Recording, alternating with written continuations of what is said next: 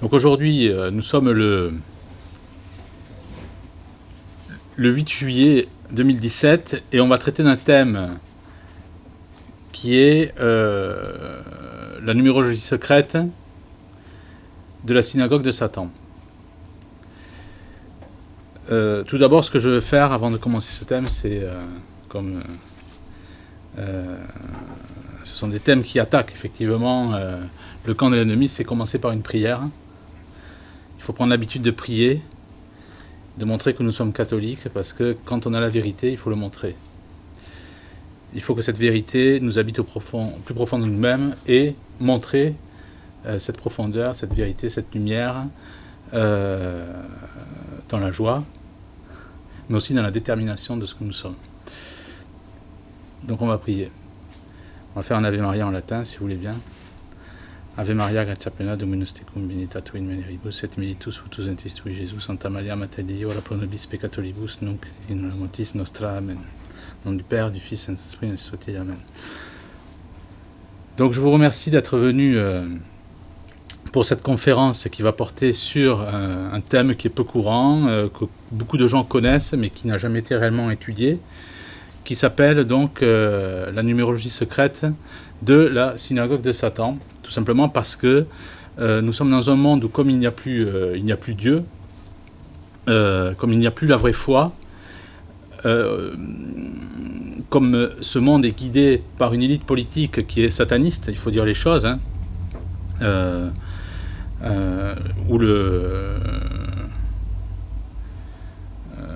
par la franc-maçonnerie qui est la contre-église, c'est-à-dire une officine du crime, du satanisme, certainement du crime rituel, bien entendu.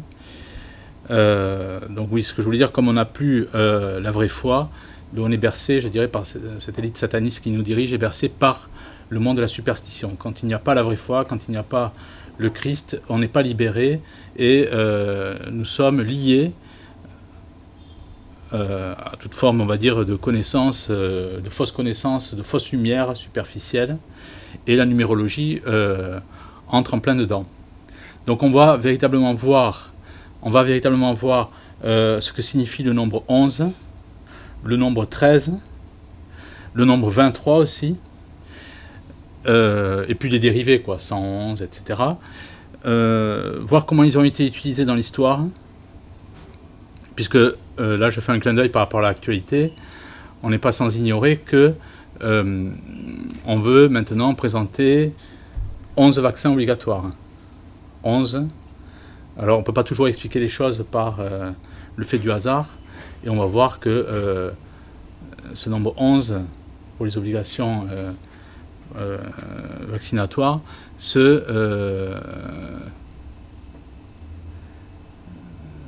c'est en corrélation avec les plans de la Lucifer Trust. Mais ça, j'y reviendrai dans le texte. Donc on va voir véritablement cette numérologie et comment elle est utilisée par la presse, c'est-à-dire qu'il y a une presse. Coluche disait que dans un journal, la seule chose de vrai, c'est la date. Et en fait, oui, c'est vrai, c'est-à-dire que la franc-maçonnerie se sert de cette numérologie, c'est-à-dire que la presse ne va pas viser la réalité d'un fait. On va voir, par exemple, il y a quelques mois, il y a eu des attentats à Manchester. Et hier, donc je préparais cette conférence, les attentats sont passés le 22 mai, donc 2 fois 11. Et je crois que c'est le 22 mai, oui. Et il y a eu 22 morts. Et alors ça, c'est très marrant, enfin, si on peut le souligner, c'était vers 22h33. Alors quand on met vers, normalement, on s'attend à un chiffre rond, vers 22h30, et ça vous l'avez sur Wikipédia, vers 22h33, c'est-à-dire 2 fois 11, 3 fois 11. Et vous avez plein de choses comme ça. Donc déjà, pour décrire le monde dans lequel on est, il y a un exemple qui est flagrant, c'est celui de l'ONU, où à l'intérieur de l'ONU, vous avez, je dirais, une association sataniste qui est un des bras droits de la Lucifer Trust. La Lucifer Trust a changé de nom en 1920, qui s'appelle la Lucy Trust, pour plus de discrétion, parce que ça Lucifer XIII, c'était un peu voyant. Cette association s'appelle l'Association de la bonne volonté mondiale, qui a été créée en 1932, qui dépend de la Lucy Trust ou de la Lucifer Trust, et qui a un droit donc droit de siéger à l'ONU. Et c'est pas du tout étonnant parce que même à l'ONU, vous avez la chambre ce qu'on appelle, ou la pièce des méditations, ou la meditation room, dans laquelle était allé se recueillir ce pape judéo-sataniste, celui qui a présenté, enfin je dirais Vatican II, c'était Paul VI, qui fréquentait entre autres quand il était cardinal à Milan, les bordels de jeunes hommes. Donc, c'est une pièce, ce qu'on appelle la pièce du Dieu sans visage. Et on sait aussi que les représentants de l'ONU sont tous francs-maçons. C'est ce que j'explique dans un de mes livres, qui s'appelle « Une élite sataniste dirige le monde ». C'est aussi l'ONU qui a reconnu de 92, je prends des exemples comme ça, hein, mais, de 92 à 2001, qui a donné le statut d'ONG, d'organisation non gouvernementale, à la secte des témoins de Jéhovah, dont le but, bien entendu, d'en faire une religion à part entière, comme ça se passe dans certains pays comme la Bulgarie, la Tchéquie, mais aussi en Italie. Et quand vous regardez par exemple, bon je peux faire digression, mais vous regardez par exemple certaines revues comme la Tour de Garde, c'est ce qui est expliqué dans un livre que j'avais traduit sur les témoins de Jéhovah missionnaires de Satan. Vous avez en dessin subliminal le visage de Satan sur le front du Christ. Bon, vous allez aussi sur internet, vous tapez satanisme ou image sataniste, image subliminale, témoin de Jéhovah, ça en regorge partout. Donc, mais c'est pour dire qui l'ONU porte à l'avant. C'est-à-dire, voilà, ou un plan de supragouvernance mondiale, qui est un plan des Illuminati, que Karl Marx, dans le manifeste du Parti communiste, avait mis sur papier. L'ONU, c'est une supragouvernance mondiale qui se sert donc d'entités, d'associations satanistes ésotériques. Donc il n'est pas étonnant qu'ensuite vous ayez, lorsque ces gens prennent le pouvoir, ils le présentent avec, entre autres, une numérologie, puisqu'on est dans le règne, effectivement, non pas de gens qui servent la vérité de Dieu, mais qui servent la vérité de Satan. Donc nous sommes dans le règne des superstitions, de l'idolâtrie, parce que les deux vont ensemble.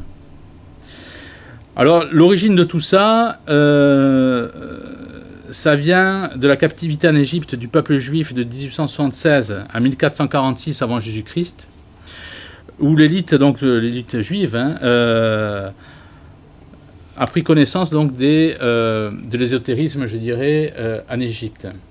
Et ça pour une raison simple, il faut retourner à la Bible, c'est tout simplement parce que sur les 3 fils de Noé, l'Égypte a été la première étape donc du fils maudit de Noé, Cham. D'où l'intérêt, d'ailleurs, je fais un parallèle avec l'Antéchrist, qui doit naître d'une juive, de petite vertu, enfin bon, et qui les juifs devront revenir à Babylone. Donc on voit bien que le satanisme, avec Cham, a posé sa première pierre à Babylone et en Égypte. Et c'est pour ça que les francs-maçons aiment beaucoup, enfin, sont très intéressés par cette culture-là. Et les juifs vont revenir dans cette région-là, pour l'Antéchrist. Ça, je le dis, je suis en train de mener un travail là-dessus, de traduction, sur un prêtre allemand des années 20, donc il y a 100 ans, qui a fait un travail à partir de prophéties sur l'Antéchrist. Et quand on a bien compris que l'Antéchrist, donc vous voyez, on prend des exemples de l'ONU, de la bonne volonté mondiale, ces gens-là, effectivement, ne sont pas dirigés par l'argent de l'Église catholique, bien que l'Église catholique soit infiltrée, et elle n'est plus l'Église catholique, mais on voit bien que il y a une logique dans le mal. Dans la hiérarchie de la synagogue de Satan, il y a une logique qui trouve ses réponses dans l'histoire. et tout ce qui nous arrive aujourd'hui avec la numérologie, où on nous explique que tel conflit, tels attentats sont le fait de terroristes ou de Daesh. Tout ça, c'est du mensonge. Alors, il y a déjà, pour montrer aussi, pour avancer dans le sujet, il faut aussi montrer que la hiérarchie de Dieu a aussi une numérologie. Alors, c'est tout à fait intéressant de constater que, par exemple, 153, c'est le nombre de la Sainte Vierge. C'est les 153 Ave Maria dans le rosaire. Ce sont les 153 poissons de la pêche miraculeuse du Christ.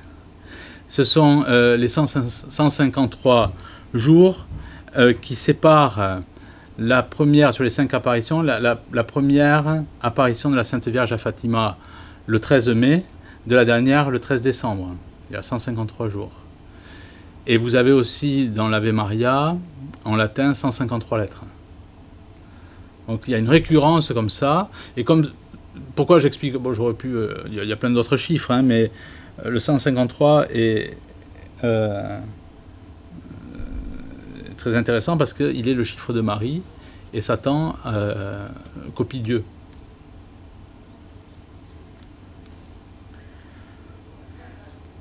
Donc en préambule, je disais qu'on allait étudier 2 chiffres essentiellement, enfin voire 3, le 11, le 13 et le 23.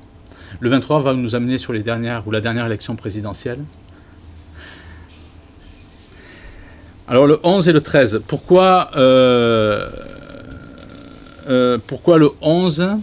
Tout simplement parce que le 11 était le chiffre pour les francs-maçons, c'est Aleister Crowley, le plus grand mage sataniste qui sacrifiait plus de 100 enfants par an, et qui dans Confession, c'est un livre qu'il écrivait, disait qu'il était franc-maçon du 33e grade. Alors je ne fais pas une conférence sur la franc-maçonnerie, j'ai déjà fait ça sur Une élite sataniste dirige le monde. Franc-maçonnerie et crime rituel, ça va de pair. Vous avez une quantité de gens maintenant qui essayent de surfer, on va dire, sur le thème de la franc-maçonnerie, mais ils ne parlent jamais de ça. Ce sont des catholiques mous, hein, souvent, conventionnels. Alors 11, c'est le chiffre de la digression, c'est le nombre de la dualité. Mais ça, je vais y revenir surtout quand je vais aborder le chiffre 11, le nombre. Et 13, c'est, d'après l'ancienne symbolique des nombres, 13 est le nombre premier qui suit 12, c'est-à-dire qui détruit l'harmonie de l'univers, selon les francs-maçons. Hein. C'est-à-dire que nous avons les 12 apôtres, etc. etc. Et 13 détruit cette harmonie. J'ai trouvé une citation d'Henri Makoff qui est excellente, d'origine juive, qui est un auteur extraordinaire, auteur canadien qui démontre bien, lui, l'existence des Illuminati et leur influence dans le monde. Vous voyez, ça c'est un langage qui parle, quoi. C'est-à-dire qui est porteur. Quand on parle de la franc-maçonnerie, c'est en ces termes qu'on doit parler de la franc-maçonnerie. J'insiste toujours là-dessus, je fais une parenthèse, c'est un enseignement que je donne. Quand vous voulez savoir quelle forme de conférencier ou autre, de personne vous avez en face de vous, il ne faut jamais écouter ce qu'elle dit, il faut toujours écouter ce qu'elle ne dit pas. Et la plupart des gens ne parlent jamais de la franc-maçonnerie, ou ils font semblant d'en parler. Et là, vous avez par exemple quelqu'un, Henri Makoff, qui a commis plusieurs ouvrages qui sont extraordinaires. Et c'est pour ça qu'en France, notamment, on est en retard sur pas mal de batailles, parce qu'on fait du réchauffé, et on n'est jamais avant-gardiste sur des sujets qu'il faudra aborder. Alors Henri Makoff écrit « 13 représente le Christ et ses 12 apôtres. Ce nombre exprime le mépris et la haine du christianisme. » Alors ensuite, on le retrouve à différentes... j'ai pris quelques exemples, hein, différents événements, et on va voir que la presse se sert de cette numérologie-là, comme je disais tout à l'heure, quitte à passer un peu, on va dire, sous le boisseau la vérité réelle. Et je vais expliquer aussi pourquoi elle fait ça. Alors il est tout à fait intéressant de constater qu'en 2007, dans la petite république de San Marin, 130 000 exemplaires de pièces ont été frappés, de pièces de 2 € à l'occasion du 200e anniversaire de la naissance de Garibaldi. Alors Garibaldi était franc-maçon, c'est comme Mazzini, hein. Là on touche à la haute franc-maçonnerie avec les Carbonari en Italie.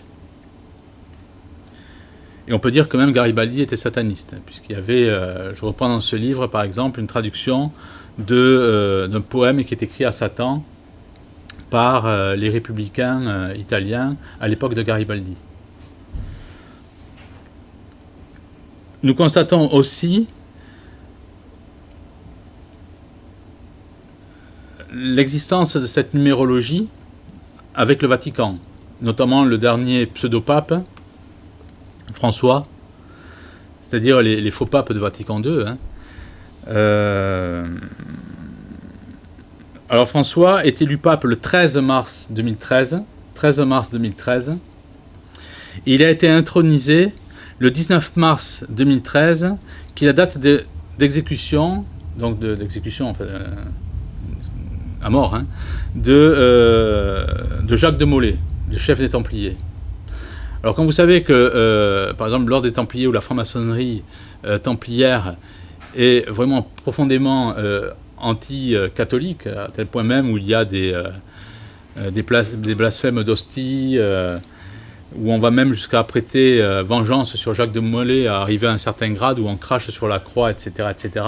Et bien là, nous avons un pape qui est élu le 13 mars, et 6 jours après le 19 mars, le même jour qui est le jour de l'exécution de Jacques de Molay, le chef des Templiers, ce pape est intronisé, comme par hasard.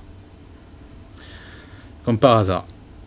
13, c'est aussi les 13 colonies qui ont donné naissance aux États-Unis.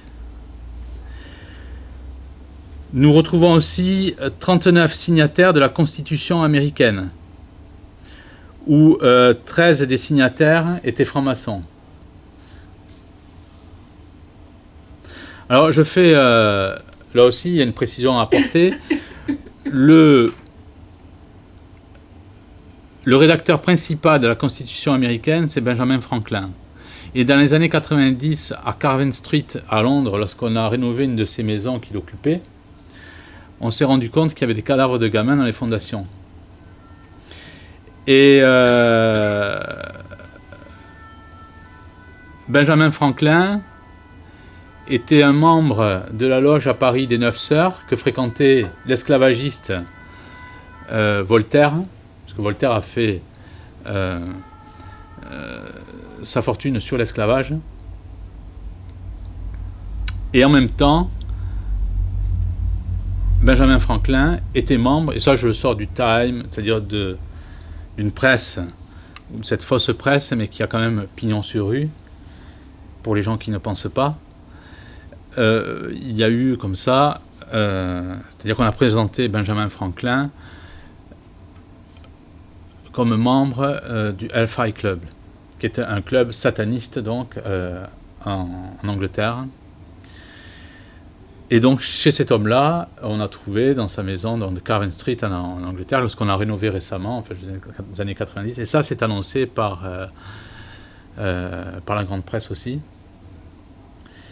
On retrouve des cadavres des squelettes de gamins. Alors après on a trouvé des excuses, c'est-à-dire qu'il habitait avec un médecin, c'est possible qu'il y ait eu des dissections de cadavres, etc. Mais chez un sataniste, ça fait quand même un peu mauvaise figure. Donc vous voyez bien que lorsqu'on parle de 39 signataires pour la Constitution américaine et que là-dedans vous retrouvez 13 francs-maçons, là aussi lorsqu'on met les choses comme ça à plat, on voit qu'il y a des corrélations tout à fait intéressantes.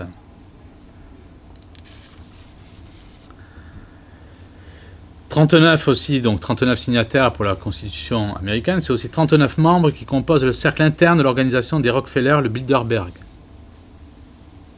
Le Bilderberg tient donc ses séances une fois par an, à huis clos. D'ailleurs, c'est tellement secret que plusieurs mois avant la tenue de cette conférence annuelle, on change même le personnel hôtelier. Et vous avez un député italien qui avait essayé d'entrer il y a quelques années donc, à une conférence donc, du Bilderberg, qui était un membre de la Lega Nord en Italie et qui s'est fait expulser. C'est-à-dire qu'il saignait du nez parce qu'il avait pris un coup par les forces la sécurité de ce groupe. Et, en fait, en tout cas, c'est tout à fait secret, c'est tenu par les Rockefeller. Donc on voit bien que quelque part, la démocratie, mais bon, quand on traite les gens de complotistes en se moquant d'eux, on voit bien là que la démocratie, enfin, je parle un peu comme les idiots du monde diplomatique, où la démocratie échappe, on va dire, à la population. En fait, si on n'est pas complotiste quelque part, c'est qu'on croit que M. Dupont, quand il vote, il fait trembler M. Rockefeller ou les Rothschild sur les décisions qu'ils vont prendre dans le monde. Mais la réalité est que ça fait moins de 200 ans qu'on vote. Enfin, on votait à l'époque du roi, à l'époque du Moyen-Âge, même les femmes avaient le droit de vote parce que une maison était égale à un vote, et donc la femme ou l'homme votait. Donc la République n'a absolument pas créé le droit de vote pour les femmes. Je dirais que même elle l'a reporté bien après, tout simplement parce que comme les femmes avaient une tendance à être catholiques, la République ne voulait pas que les femmes votent, alors que les femmes votaient à l'époque du Moyen-Âge. Il faut quand même mettre certaines vérités à l'endroit. On voit véritablement que la République, et on le voit avec la numérologie, on le voit avec Garibaldi, c'est une étape pour arriver au nouvel ordre mondial, c'est-à-dire la prochaine dictature. Et là, on a voté un pantin, si tant est que les élections étaient régulières, mais quand même, il a été élu. Et on voit maintenant qu'on est en train de nous présenter de force des vaccins qui rentrent dans un protocole de mise à mort des goïms, tout simplement parce que cette démocratie qui sert le nouvel ordre mondial et qui sert l'avènement, parce que si on ne dit pas ça, on n'a rien dit, l'avènement de l'Antéchrist, l'avènement de Satan, on voit bien de quelle nature est la République. Donc cette numérologie n'est pas le fait du hasard. Et 13, c'est effectivement le chiffre qui est anticatholique. Alors vous avez, ça c'est tout à fait intéressant, combinaison entre le 11 et le 13 aussi. Les attentats de Paris du vendredi, donc le Bataclan, on est encore 2 ans après la mémoire du Bataclan. Les attentats de Paris du vendredi 13 novembre 2015 au Bataclan, il faut savoir que par exemple, ce sont les frères Lalou qui sont partis ensuite en Israël, ont vendu la salle du Bataclan le 11 septembre 2015. Ça, c'est Makov qui l'écrit. 130 jours après les attentats de Paris, 130 jours après, 13 x 10, vous avez, c'est-à-dire le 22 mars, 22, 2 x 11, vous avez les attentats de Bruxelles. Et un des attentats se produit à 9h11.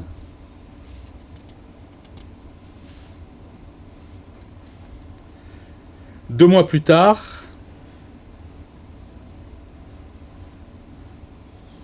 ça c'est un autre thème, excusez-moi. Donc on va effectivement 130 jours après Paris, donc le 13 novembre, vous avez les attentats du Bataclan. Bataclan qui est vendu par les frères Lalou qui partent en Israël, qui vendent le 11 septembre 2015, qui avait vendu.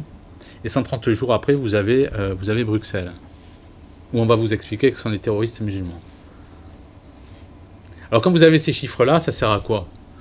Ben, tout simplement, l'élite sataniste qui dirige le monde croit à force des chiffres. Puisqu'ils ne sont pas chrétiens, ils sont dans l'idolâtrie, ils sont dans la superstition. Ils attribuent, et certainement avec l'aide de Satan, effectivement, ils attribuent un nombre à la numérologie, une force à la numérologie. Et pourquoi avec l'aide de Satan ? Parce que là, il faut lire William Guicard, qui explique que les Illuminati, donc anciens officiers de marine canadiens, qui explique que, pion sur l'échiquier, il explique que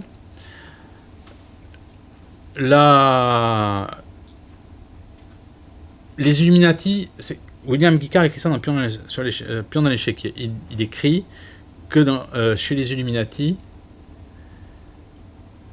l'élite, c'est déjà une élite, mais il y a donc des mages qui prennent les ordres auprès de Satan, et ensuite que ces ordres sont répercutés au niveau de la franc-maçonnerie. Quand vous avez eu la dissolution des Illuminati, ou les Illuminés de Bavière, en 1785, donc créé le 1er mai 1776, 1er mai comme par hasard, et on voit bien que cette fête du travail du 1er mai, qui était célébrée partout, aussi bien dans le monde capitaliste que communiste, où d'ailleurs c'était les mêmes frères de race qui dominent les deux, cette fête du travail était aussi bien célébrée dans l'Europe communiste que dans l'Europe, on va dire, libérale. En fait, c'était pas la fête du travail qu'on célèbre, c'est la naissance ou la fondation de l'ordre, du plus grand ordre sataniste, c'est-à-dire les Illuminati.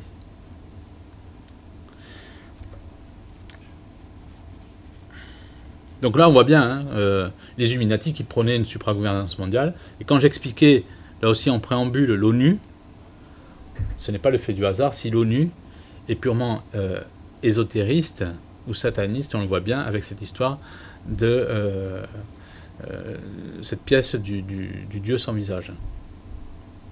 C'est même curieux que dans l'ONU, vous retrouviez comme ça des choses avec une pierre noire, etc., etc. Et une résonance avec le chiffre 13 aussi sur les dimensions. Tout ça, je l'explique dans le livre « Une élite sataniste dirige le monde ». Je ne peux pas tout expliquer ce soir parce qu'autrement il nous faudrait 3 ou 4 heures.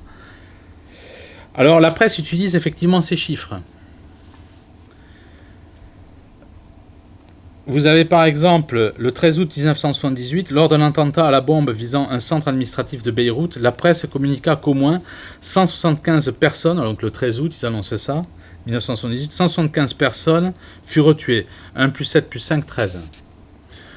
Et vous allez voir, il y a des cas qui sont... Ça ne peut pas être le fait du hasard. Les responsables de la guerre du Liban, qui n'ont jamais été jugés, la guerre du Liban en 2007 a duré 33 jours. 3 fois 11. Nous avons aussi l'autre cas, le 24 décembre 2003, veille de Noël. Alors là, c'est écrit dans un journal. Lors de combats entre des soldats israéliens et des militants palestiniens, on fait en 24 heures 13 victimes. Alors ça, c'est la fin. 13 victimes. De plus, d'après les hôpitaux, 45 Palestiniens ont été blessés. Alors si on additionne 13 plus 45, on tombe sur 58. 5 plus 8, 13. Et vous avez comme ça plusieurs cas. Ça, c'est le journal La Croix qui parle du cas présent. Sur une famille d'extrémistes juifs qui, le 4 mars 2006, à la basilique de l'Annonciation à Nazareth, donc, ont provoqué donc, un désordre avec des pétards. Le journal La Croix parle de 13 policiers suite à ce désordre. Donc 13 policiers et 13 manifestants ont été blessés. Le mercredi 27 juin 2007, vous avez aussi RTL News qui rapporte que des troupes israéliennes échangèrent des coups de feu avec des Palestiniens et tuèrent au moins 13 personnes. Au moins 13 personnes. Pourquoi au moins? Pourquoi pas au moins 10? Et c'est exactement la même chose qu'on retrouve avec les attentats à Manchester, qui se produisent donc le 22 mai. 22 morts vers 22h33.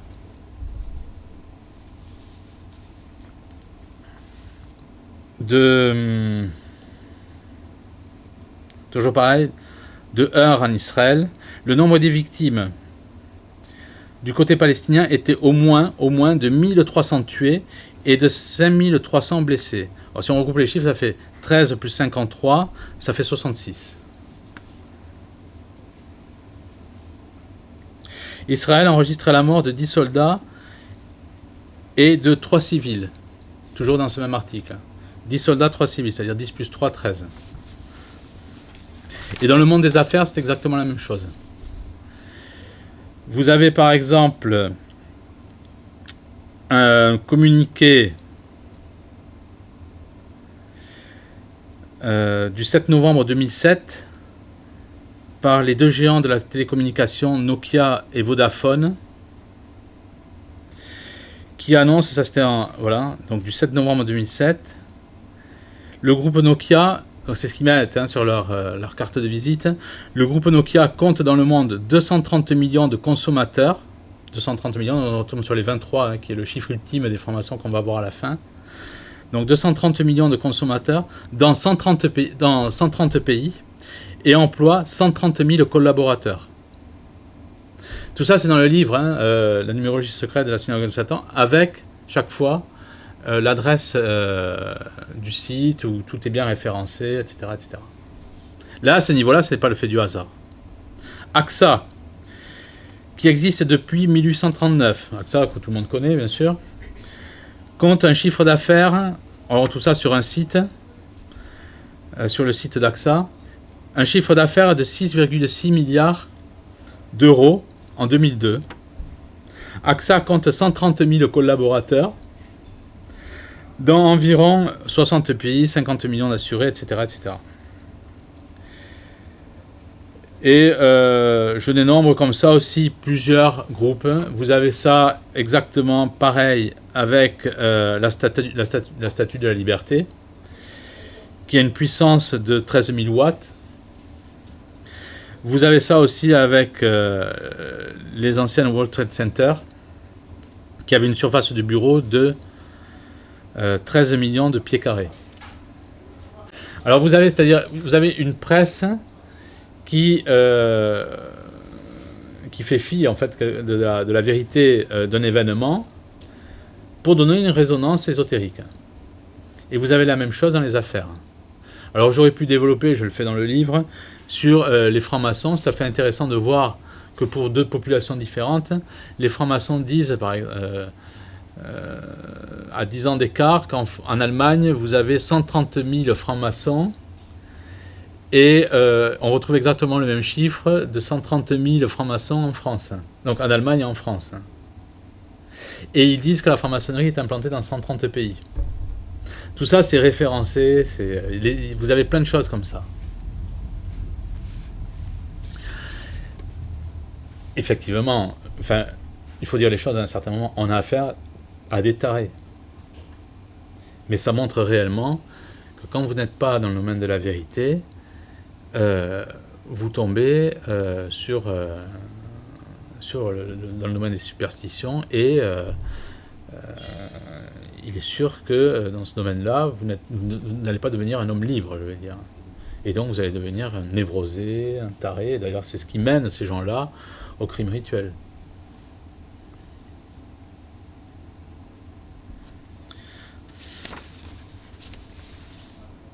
Donc là, vous avez aussi le nombre 6, que je n'ai pas mentionné en introduction.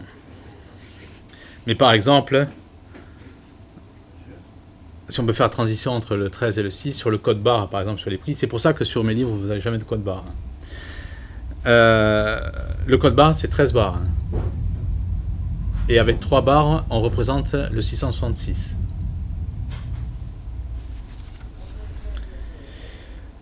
Les satanistes, bien entendu, croient au nombre 6, au 666, puisque le 6 juillet 2001, vous avez un certain Frank H. En Allemagne. Donc j'avais relevé dans la presse allemande ce passage. Frank H. 33 ans, voilà, 33 ans, est tué de 66, alors 33 ans, est tué de 66 coups de couteau par le couple sataniste allemand Manuel et Daniel Ruda. Voilà. Le débarquement aussi. se passe le 6 juin à 6 h du matin. Mitterrand, quand il se fait enterrer le 11 janvier 1996 à Jarnac, un nom de village qui lui allait très bien d'ailleurs, vous avez, et ça, faites sur internet, il n'y a rien. Il faut regarder le film de son enterrement à Jarnac. Et on le voit très bien. Et sur internet, vous n'avez rien. Sauf 2 ou 3 trucs.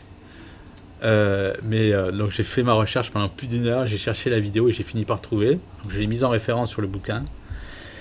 La voiture mortuaire, c'est comme ça qu'on dit, donc de Mitterrand, porte la plaque d'immatriculation 666-1. En fait, 6661, 666-1 SB 87. Et enterré donc le 11 janvier 1996. Vous avez aussi, à propos du nombre 6,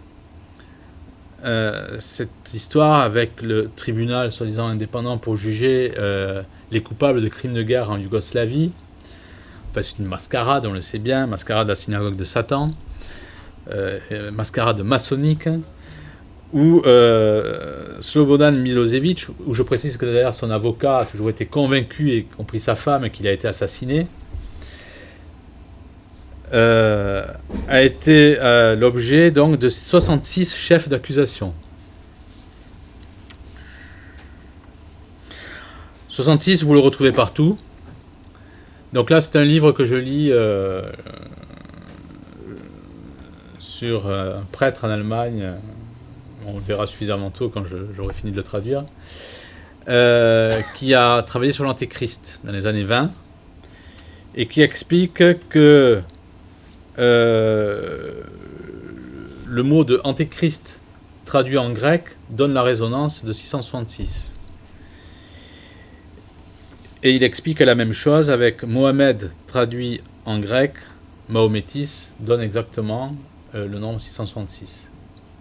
Donc vous avez comme ça des nombres qui reviennent entre le 13, le 666 et le 11. Pour le nombre 11, vous avez quand même un président de la République donc, qui se fait... Mais je vous assure, allez sur internet, vous allez voir, c'est pas du tout facile à trouver. Il faut véritablement voir le film et regarder la plaque d'immatriculation, et là ça apparaît clairement. Et dans le livre, donc, je mets véritablement l'endroit où on le voit. C'est-à-dire que la voiture mortuaire va chercher ce type qui nous servait de président de la République. D'ailleurs, je fais une parenthèse, Mitterrand qui était... qui faisait partie des 300 familles qui dirigent le monde, selon les études du colonel John Coleman, qui est un ancien du MI6, donc service secret britannique, et qui avait un lien de cousinage, je ne sais quoi, avec la reine d'Angleterre, comme Bush. Il faut savoir que les Illuminati agissent toujours comme ça, c'est-à-dire que ils ont des liens familiaux entre eux, mais ça, ce n'est pas connu du grand public. Après, il y a une information qui peut être donnée, hein, comme Mitterrand, etc. etc. Mais nous, comme on n'a pas la bonne grille de lecture, on ne la décrypte pas comme elle devrait l'être. Le fait est que Mitterrand, normalement, devait appartenir, quand on met ces choses bout à bout, et ça n'a pas changé après lui, appartenait, bien entendu, je pense, on va dire les choses poliment, ou aurait dû appartenir à l'élite sataniste. Et quand vous voyez son histoire de date du 11 janvier pour son enterrement, plus la voiture mortuaire qui porte le nombre 666, ce ne sont pas des preuves, mais ce sont quand même des signes qui sont assez probants, quoi.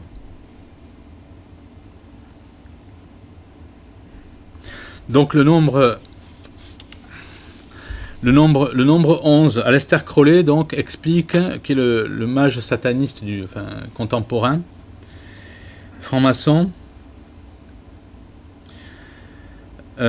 explique donc que c'est le nombre de la transgression, c'est le nombre de la dualité. Et c'est aussi le rabbin Weiss qui explique que 11 est un nombre de l'occultisme qui renvoie au danger et à la trahison. Il symbolise la force du poing fermé. Il fait appel à un pouvoir qui est difficile à combattre. Citation donc de ce rabbin. Vous retrouvez le nombre 11 d'Harry Potter. Quand Harry Potter a 11 ans, Harry Potter, d'ailleurs, il faut savoir une chose, c'est qu'il est la représentation de la vie d'Aleister Crowley.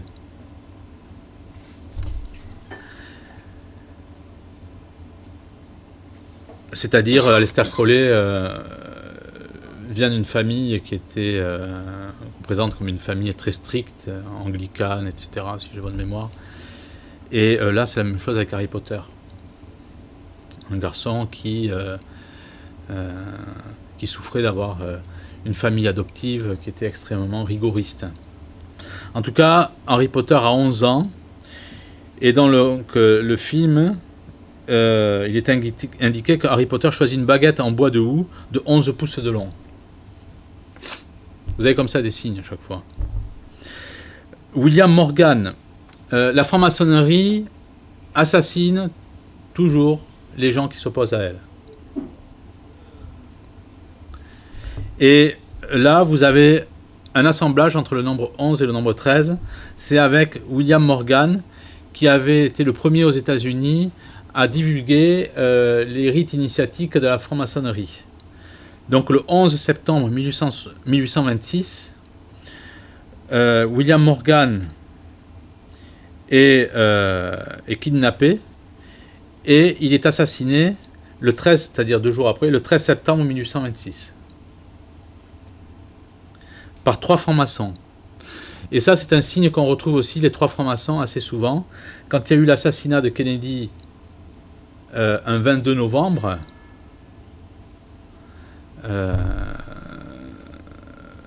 vous remarquez, on a présenté 3 personnes, comme 3 clochards, qui auraient été, enfin dans les premiers temps, on les avait présentés comme peut-être responsables de l'assassinat de Kennedy, tout simplement parce que ce sont des signes que seulement des francs-maçons de haut niveau peuvent comprendre. Parce que lorsque vous avez ces 3 francs-maçons, ou ce nombre 3, ça représente en fait ce qu'on appelle les assassins de Hiram, le constructeur du temple. Et les assassins, on les appelle Jubela, Jubelo et Jubelum. C'est-à-dire qu'en fait, quand vous avez la présentation, alors là on parle de 3 francs-maçons ou de 3 clochards qu'on retrouve. Alors il faut voir ces images que je reprends dans mon livre sur Une élite sataniste dirige le monde. Quand Kennedy est assassiné, on représente ces 3 personnes comme 3 clochards, mais avec une chevelure tout à fait bien taillée, des chaussures bien cirées, etc., etc. Et ça signifie quoi? Ça signifie tout simplement que l'assassinat de Kennedy était, ça on va le voir tout à l'heure, un crime rituel qui a été ordonné par les loges. Avec Jubela, Jubelo et Jubelum, qui étaient les assassins donc, de Hiram, le constructeur du temple de Salomon. Ça fait partie des signes cachés destinés aux initiés. Le 11, tout le monde connaît le 11 septembre 2001, mais peu connaissent le 11 septembre 1990, c'est-à-dire jour pour jour, 11 ans avant, pour la première fois, Bush parle du nouvel ordre mondial. Et 11 ans après, jour pour jour, vous avez cet événement du World Trade Center qui va justifier toute la politique américaine agressive en Afghanistan et dans le monde entier pour réprimer le terrorisme. Le terrorisme, en fait, qui a bon dos puisque derrière, on retrouve la CIA.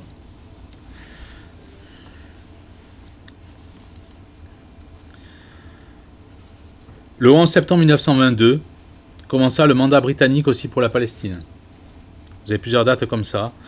Le 11 septembre 1941, c'est la cérémonie de la pose de la première pierre du Pentagone, qui est une construction ésotérique qui se déroula le 11 septembre 1941 avec le soutien financier d'entrepreneurs américains ayant entretenu jusqu'en 1945, les mêmes, bien entendu, des liens commerciaux avec l'Allemagne nationale-socialiste.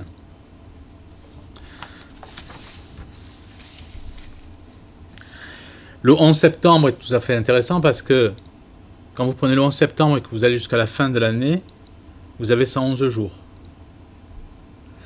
Et lorsque vous prenez du 1er janvier jusqu'au 11 septembre, vous avez 254 jours. C'est-à-dire 2 plus 5 plus 4 égale 11. L'État de New York, où s'est passée donc, la catastrophe du World Trade Center, était le 11e État fédéral américain. Et vous avez comme ça, encore une fois, dans la presse, on retrouve cette récurrence du nombre 11 avec le nombre 66. Un cas que j'ai retenu, c'est un rapport du 24 juin 2008 du New York Times tire la conclusion provisoire d'une série de nouvelles révélations sur le programme de torture du gouvernement américain sous George Bush. Et donc c'est le journal... oui, donc le journal de New York Times qui parle de 66 anciens prisonniers américains provenant de 11 pays. Alors quand vous décryptez l'information du New York Times, déjà vous êtes méfiant parce qu'il s'agit du New York Times, et quand vous lisez ces chiffres de 666 prisonniers venant de 11 pays, vous voyez bien qu'il s'agit d'une information qui est certainement tronquée, et que derrière ça, derrière ces événements, vous avez l'imprégnation de la synagogue de Satan, qui dirige tout ça. Puisque ces chiffres sont des chiffres qui sont tenus par ceux qui dirigent réellement le monde.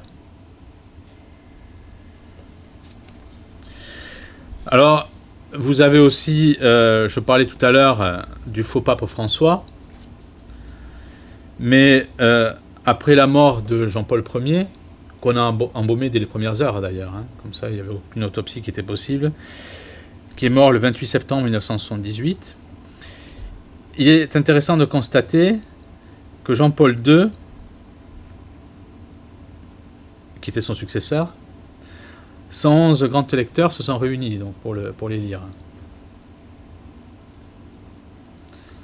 Jean-Paul II, j'ai l'habitude de dire, quand je présente, je fais une petite parenthèse, quand je parle de lui, je dis que c'est l'ami des pédosatanistes.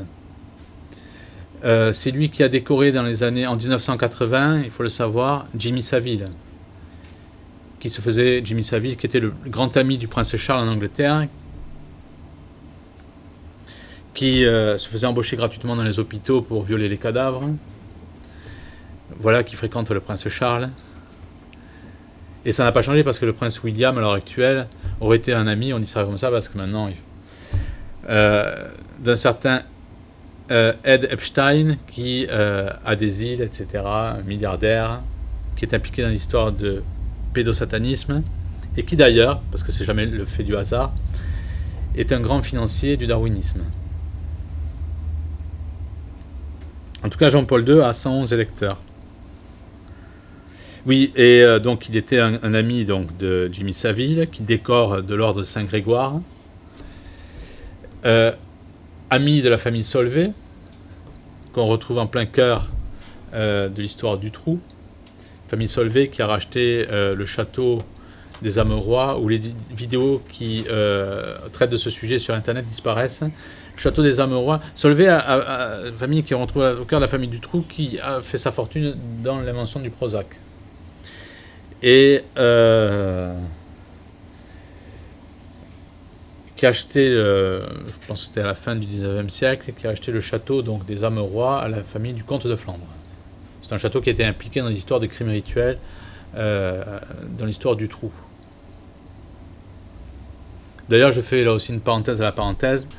C'est une fillette, entre autres, qui aurait aidé à la révélation de cette histoire, qui, comme quoi on voit bien la force de la prière, qui avait été prise par un des membres du Trou et qui, dans la voiture, faisait son chapelet, chantait donc récitait ses Ave Maria, et c'était complètement inaudible pour le ravisseur. Donc ça, c'est deux cas. Et vous avez le troisième cas, c'est celui du cardinal américain qui est mort dans les années 80, qui, s'il avait été pape, il aurait été le premier pape américain, cardinal Benharmin. c'est un nom comme celui-là. Et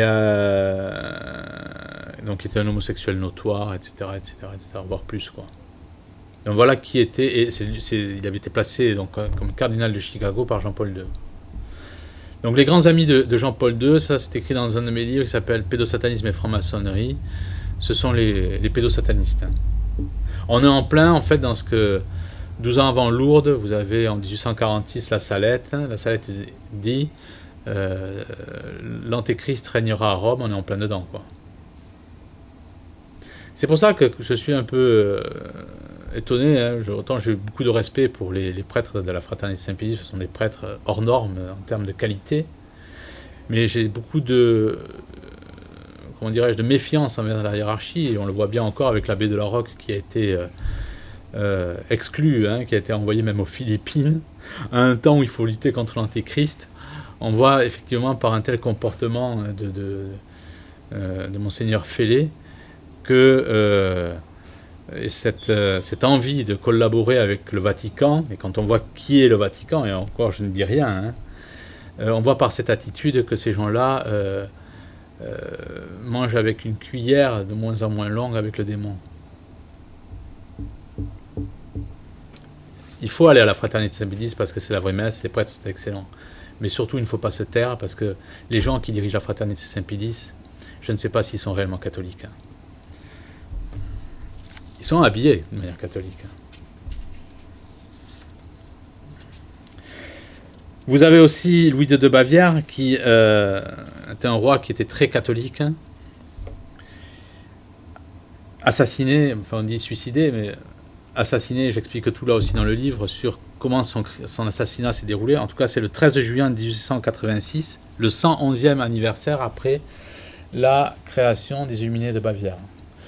Il ne fait aucun doute que Louis II de Bavière gênait les plans des Rothschild et de Weishaupt, et on l'a très certainement liquidé pour cette raison. Et en plus, il était catholique, et dans une Allemagne qu'on voulait, avec la Prusse, etc., une Allemagne protestante et maçonnique, et, ça faisait tâche, je dirais, d'avoir un roi catholique. C'est exactement pour la même raison qu'on a éliminé l'Empire austro-hongrois. Enfin, ça, c'est encore... Je n'invente rien, hein. On peut lire, par exemple, un universitaire comme François Fechteux, d'origine juive, et qui raconte tout à fait... ça dans un de ses ouvrages, que l'Empire austro-hongrois est tombé en raison, que la Première Guerre mondiale aussi a été créée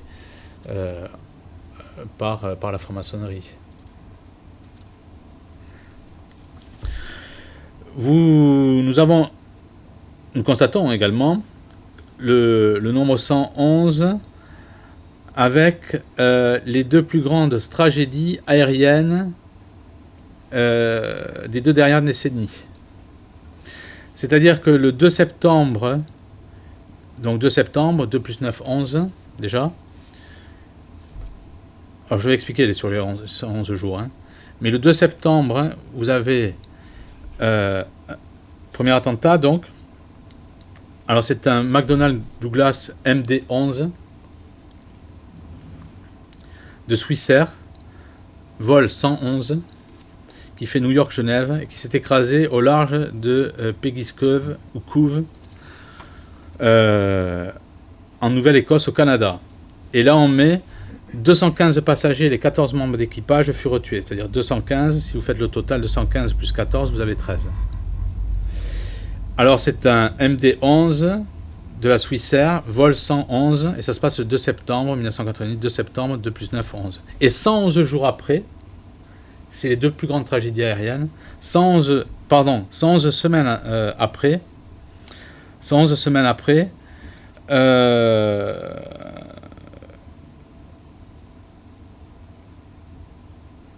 vous avez, ou avant plutôt, non, je reprends, c'est moi qui m'en mêle un peu, j'en suis désolé. Donc ça s'est produit le 2 septembre, les deux plus grandes tragédies aériennes se produisent le 2 septembre 1998, et l'autre s'est produite, la première, c'était 111 semaines avant, et elle s'est produite le 17 juillet 1996, c'était l'après-midi, décollage de l'aéroport John Fitzgerald Kennedy à New York, le TWA 800. Il explosa peu après au-dessus de l'océan Atlantique à proximité de Long Island. Et entre ces deux attentats, vous avez 111 semaines.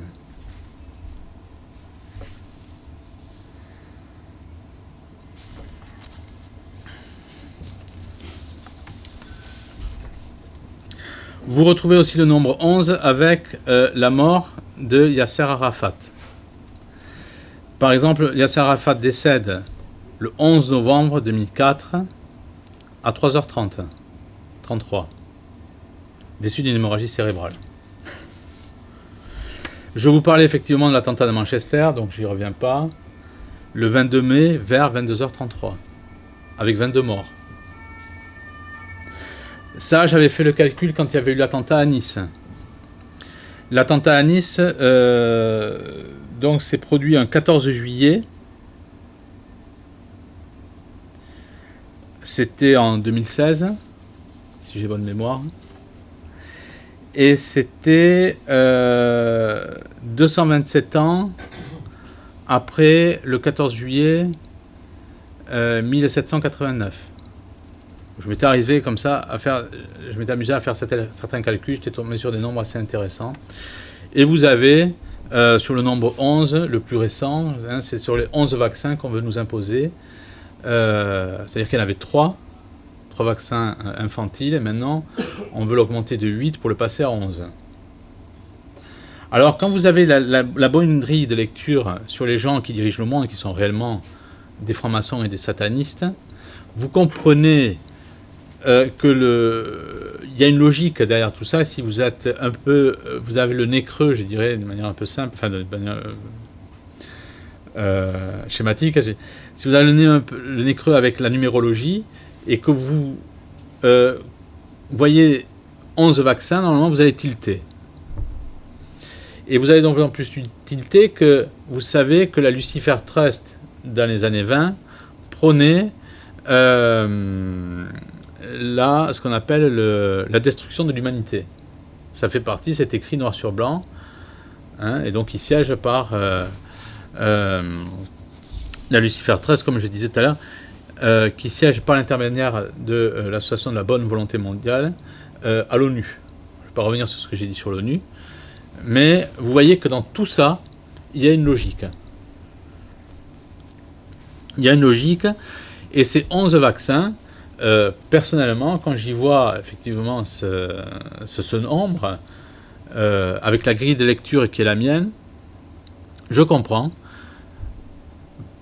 qu'il y a derrière tout ça un plan, comme l'avortement, hein, comme la plupart des conflits mondiaux, il y a un plan, une volonté manifeste par les vaccins, de tuer les gens.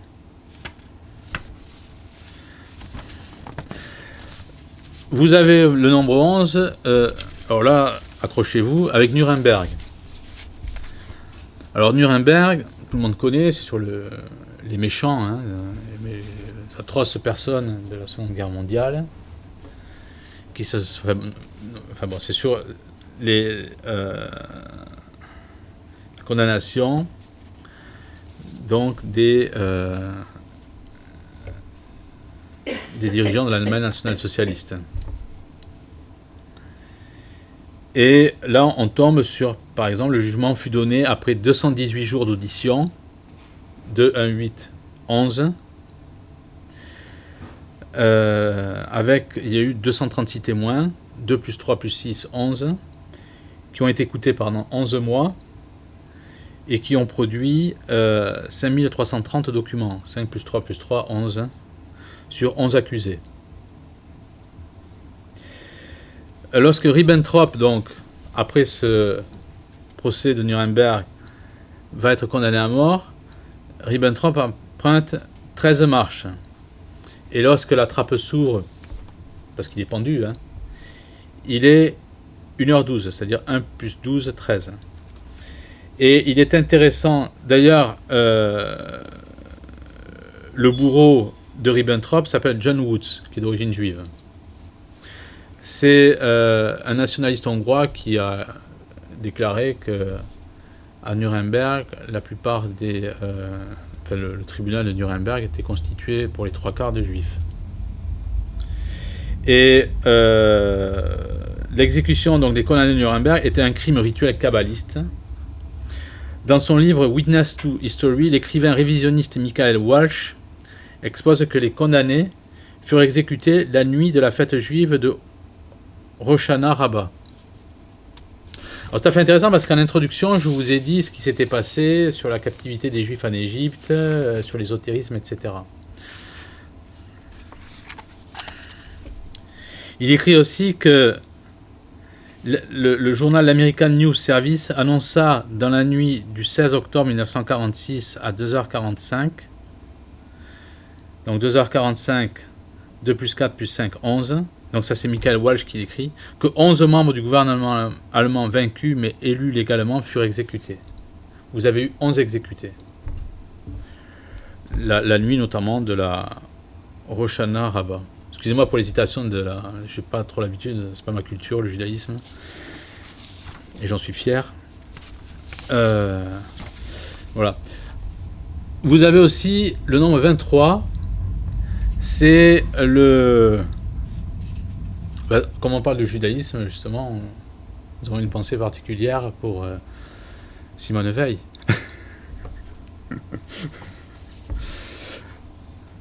Dieu seul, oui, est son âme maintenant. Peut-être que son âme est en train de errer quelque part dans les enfers. Enfin, je ne l'imagine pas au paradis. Mais enfin, c'est un aveu personnel. Ça ne regarde que moi. Vous avez le nombre 23 aussi du 23 mai. 23 mai 1963. Alors, le chiffre 23, c'est ce qu'on appelle le chiffre ultime, le nombre ultime des Illuminati.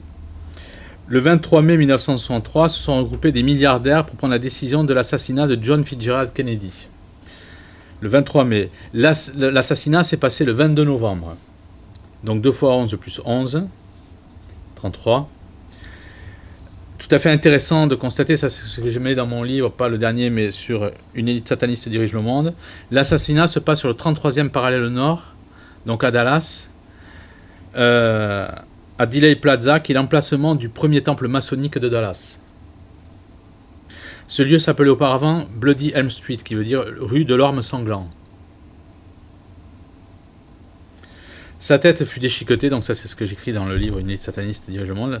Et les images de ce sacrifice furent retournées par le juif Abraham Zapruder, improvisé comme cinéaste du crime rituel. C'est-à-dire qu'à ce moment-là, le monde a vu les images, tout le monde, et sans le savoir, les gens donc, du monde entier ont assisté à un crime rituel, à une messe noire en fait.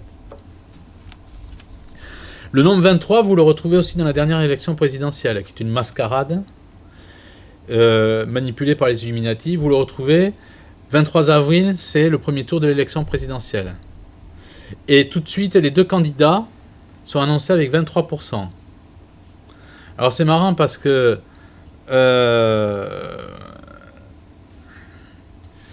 celle qui est arrivée en tête, qui représente le Front National, va perdre plusieurs points. C'est-à-dire on va la retrouver, si j'ai bonne mémoire, à 21%.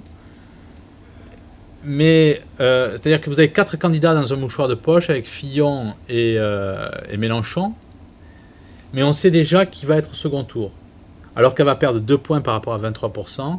Et vous retrouvez Mélenchon, je crois que je ne sais plus à combien, 19 ou 18, j'en sais rien, ou 20, je ne sais plus la mémoire exacte.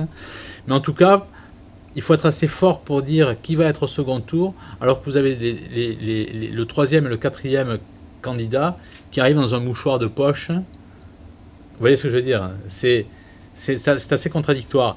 Et c'est d'autant plus contradictoire, on peut se demander si ça n'a pas été pipé, parce que donc ils sont annoncés tous les deux le 23 avril à 23%.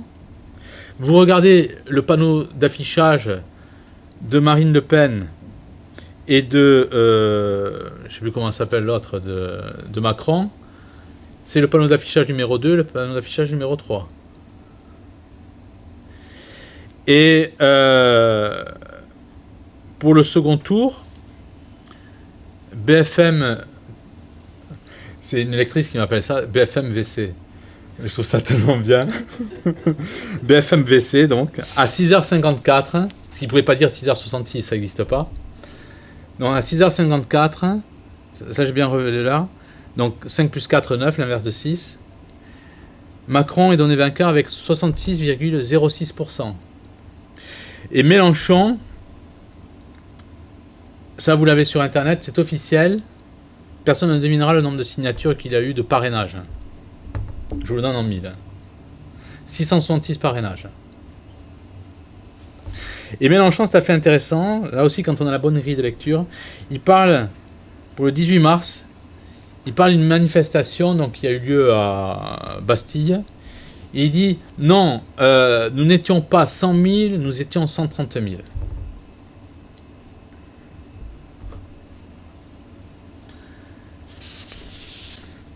Donc, on voit que la numérologie, ça c'est ma conclusion, l'utilisation de chiffres clés, qui soient le nombre 11, le nombre 13, le 6, le 23, ce n'était pas le cas, je dirais, il y a encore 100 ans, on n'utilisait pas comme ça, même en plein cœur d'une élection présidentielle, on n'utilisait pas ces chiffres-là. Puisque même dans cette élection présidentielle, vous retrouvez le 666, vous retrouvez, et à plusieurs reprises, l'élection de Macron 66,06, vous retrouvez le 23, donc même jusqu'au panneau d'affichage, et vous retrouvez le vainqueur de cette élection sur l'axe solaire de Paris, puisque l'Arc de Triomphe jusqu'à l'obélisque où on a tué le regretté Louis XVI, c'était un crime rituel, il a été sacrifié sur l'axe solaire de Paris. Et à cet endroit-là, vous retrouvez le pantin de la République à Macron, les bras en V, qui est d'ailleurs un signe ésotérique maçonnique, ce que faisait Churchill. Là aussi, il faut lire ce qu'écrivait Aleister Crowley à ce sujet-là. C'est un signe ésotérique, ça n'a rien à voir avec le V de la victoire. Mais là, vous le retrouvez avec le V, avec les deux bras en l'air, avec la pyramide derrière, avec les 666 carreaux. On est dans cette même logique avec la République, avec la voiture mortuaire de Mitterrand, avec le 666, etc., etc., etc. Ça veut dire quoi? Ça veut dire que, tout simplement, le mal a pris de l'ampleur et on voit véritablement maintenant la réelle identité de la République, la réelle identité de la démocratie. Lorsqu'on avait parlé des 13 sur les 39 signataires de la Constitution américaine qui étaient francs-maçons et dont le principal, Benjamin Franklin, était un sataniste, un franc-maçon, chez qui on avait retrouvé des cadavres donc, de fillettes, on voit bien que tout ça, ce n'est pas le fait du hasard. Donc, jusqu'où va aller cette République? Et on le sait bien, puisqu'il suffit là de prendre les prophéties, soit de cette sainte allemande du XIIe siècle, de Sainte Hildegarde, on sait bien que notre monde va vers l'Antéchrist. On sait bien que l'Antéchrist va naître d'une juive de petites mœurs. On sait bien que les plans des satanistes, et ça rentre dans les prophéties de plusieurs pères de l'Église, que les Juifs reviendront à Babylone pour attendre le Messie, que le Messie, ça sera l'Antéchrist. Donc tout ça, c'est une logique qui se tient, tout simplement parce que rien ne se finit avec la crucifixion du Christ, mais tout commence avec la crucifixion du Christ. Tout commence avec ça, c'est-à-dire qu'à ce moment-là, Satan va tout faire pour reprendre le pouvoir sur terre. Comme il ne peut pas l'avoir dans le ciel, il va essayer au moins de l'avoir sur terre. Et la numérologie, qui est la traduction d'une idolâtrie maçonnique et satanique, traduit effectivement, on le voit bien avec la dernière élection présidentielle, que ces gens adressent un message disant que cette élection, ce n'est pas le peuple qui l'a choisi, mais c'est bien les satanistes qui l'ont contrôlé. Voilà, je vous remercie de votre écoute.